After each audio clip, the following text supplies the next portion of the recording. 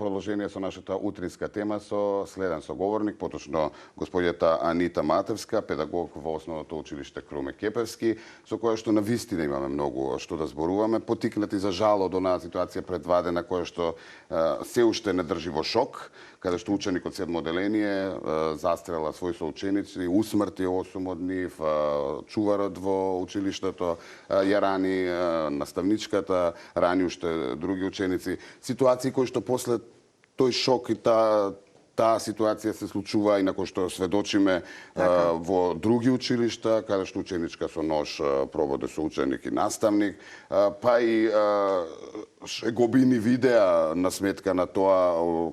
Не ни е јасно и уште поголем шок за сите нас на социјалните мрежи и TikTok.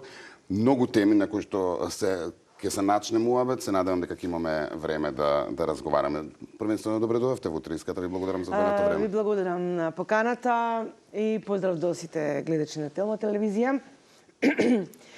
Оваа тема е за дискусија многу обширна и многу длабока. Зошто ова ни се случува? Да. Ова води малку подлабоки корени. Во самото тоа што младите држави кои настанаа по распадот на нашата една држава што имаме порано, доаѓа до пад на моралните и семејните вредности. Односно, оние традиционални вредности што ги познававме ние, нели, кога растевме, сега се видоизменети и дојдоа едни други вредности да бидат поекспонирани. Односно, западниот начин на живот, брзото темпо, работното време на родителите од 8 до 5, потоа распадот на семејството како една клучна единка во општеството доведува до појава на голем број на психолошки трауми кај децата, кои се чувствуваат на некој начин запоставено, испуштено, немаат кому да се доверат, немаат кому да ги кажат своите проблеми, што ги мачат и така натака, затоа што родителите се повеќе ангажирани околу бркање на кариера, поголема средства за живот, обезбедување и така натака. И времето со своите деца што го поминуваат е премногу малку за да можат децата да се го почувствуваат таа родителска грижа. И контрола. И контрола. Друг аспект кој доведува до вакви работи, значи има многу повеќе аспекти. Капка по капка, нели, се собира вир. Јасно. Така да денешните млади родители, пак сега морам да кажам така, меѓутоа се почнува семејството, од малата возраст на децата. Очекуваат дека некој друг треба да ги воспитува децата, а не самите родители. Децата кога веќе ќе влезат во одредена установа, дали тоа градинка, дали е тоа училиште, веќе мора да имаат стекнати одредени навики за комуникација со луѓето во нивната околина, со другарчињата, да умеат да се снајдат во одредена средина. Меѓутоа, не е реалноста баш така. Значи, мора да се поводи малку сметка околу тоа родителите да ги прифатат своите родителски одговорности и кога бидат и повикани во училиште за разговор, не да го доживуваат тоа како атак на нивната личност, туку напротив, за една заедничка соработка за понатамошна надградување на ученикот и односно да му помогнеме на детето да ги надмине потешкотиите кои му се појавуваат во одреден период од нивниот живот. Ние сме тука, да, треба да помагаме. Меѓутоа, колку и стручните служби во училиштата, наставниците да се трудат, да употребуваат разни број на алатки кои ни се дадени и можност да ги работиме со децата. Ако нема поддршка од страна на родителите и ако не се продолжи со советите понатака како сме ние кажале, тогаш апсолутно нема да добиеме никаков ефект. Значи, мора триаголникот родител, наставник, ученик треба да функционира безпрекорно. тука мораме сите заедно да работиме за напредокот на детето. Да. Но имаме впечаток дека, како што споменавте, вредностите, распадот и се така натаму, дека навистина го нема ни, ја нема ни почита кон наставникот, од страна на родителот, од страна на ученикот. Така. Ја нема таа комуникација, таа близина која што треба да ја има. Точно. Вака, видите, со Законот за основно образование имаат дадени се одредени права и на родителите и на учениците. Меѓутоа, каде се обврските? Значи, да, родители имате право, нели, за одредени нешта. Меѓутоа, имате и обврски кон сопственото дете. Не можете обврските што се лично ваши да ги предавате на наставниците или во смисла јас го донесов детето, вие да ми го воспитувате. Или не ме интересира, од сега е ваше, додека ја не го земам, вие сте... Значи, наставниците, стручните служби не се родители на вашите деца. Така. Тука морате вие да настапите. Детето е ваше дете. И вие треба да ги... Знаете што, сега доаѓаме во ситуација каде што различните родители имаат различни цели и идеали како би сакале нивното дете да изгледа. Понатаму. Потоа, сега дојдоа нови вредности, нели? И кул е и ние да си на нонстоп на социјалните мрежи, да постираш делови од собствениот живот, нели? Кај децата, ако не постираш, не знам, слики вакви, такви, ако не добиеш лајки, не си ин, нема да те примиме во група. Па, знаете, интернетот, да, е корисна алатката, меѓутоа и многу е злоупотребувана, од причина што децата гледаат се и се што.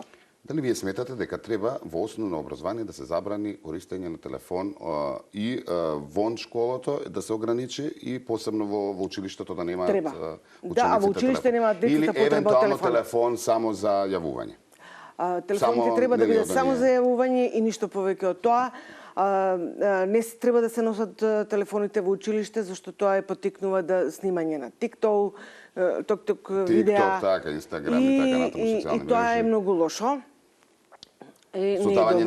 Создаваат и многу групи кои што се организираат и прават булинг кон одреден Да ви кажам, на тоа влијаат и разни други медиуми. Сега, извинете, вака и вие сте медиум, меѓутоа, многу малку има на нашите медиуми простор за тинеџерската возраст.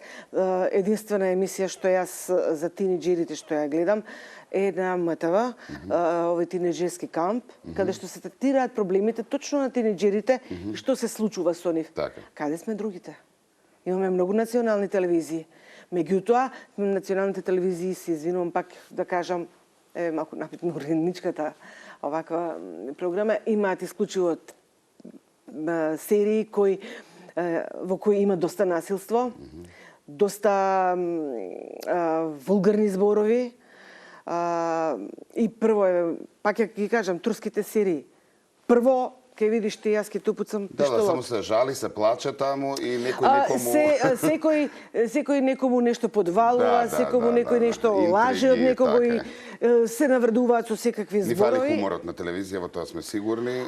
И хуморот, детска образовна програма ни фали, затоа што на вистина е потребно корисни информации да добиваат децата, а не да гледаат и се што.